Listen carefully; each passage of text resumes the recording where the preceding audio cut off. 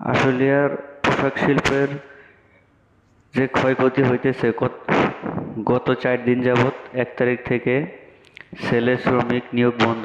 এই কারণে ভাঙচুর, বহিরাগত লোকজন আইসা গেটের ভিতরে আদলা ইট পাটকেল যা পারতেছে তা ঢিল মারতেছে। গ্লাস অনেকের মাথায়, শ্রমিকের কর্মচারীদের গায়ে লাগে, তারা আহত হয়।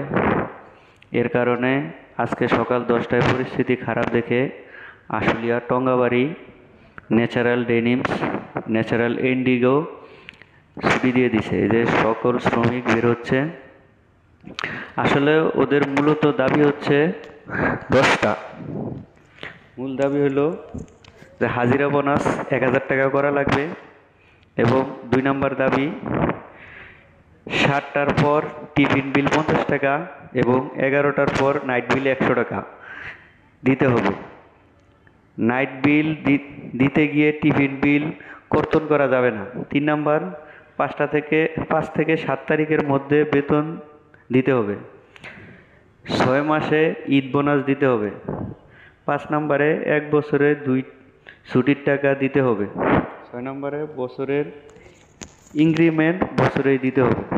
7 উৎসব ছুটি 12 দিন দিতে হবে। 8 নম্বরে 15 মিনিট লেট করলে হাজিরা বোনাস কর্তন করা যাবে না। 9 নম্বরে 1 বছরের ছুটির টাকা আটকানো, সেটা নগদ দিতে হবে। 10 লোক বের করে দেওয়া হলে 3 মাস 13 দিনের বেতন দিতে হবে। 5 বছর পূর্ণ হলে ফুল বেসিক সার্ভিস বিল দিতে হবে। 11 নম্বরে স্টাফদের হাজিরা বোনাস এবং ছুটির টাকা দিতে হবে। ওদের মূলত দাবি হইল এই 10টা 11টা দাবি। এইসব দাবি দেওয়া নিয়ে গত 4 দিন যাবৎ 1 তারিখ থেকে আন্দোলন করতেছে। ঘেটে ঘেটে যায়া বড় বড় ফ্যাক্টরি, যেগুলা গ্রুপ ফ্যাক্টরি, ওইসব ফ্যাক্টরির গেটে যাওয়ার পরে বহিরাগতরা ইট পাটকেল যে যা পারতেছে ঢিল মারতেছে। ফ্যাক্টরির যে গ্লাসের জানালাগুলো আছে ওগুলা ভাঙচুর হচ্ছে, অনেকে আহত হইতেছে। এই হলো অবস্থা। অনেক ক্ষয়ক্ষতি হয়েছে মালিকদের।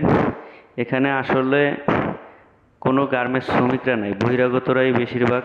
রাজনৈতিক দল এর ভিতরে ঢুকছে, যুক্ত আছে। এই ছিল আমার কাছে আশুলিয়া থেকে সর্বশেষ।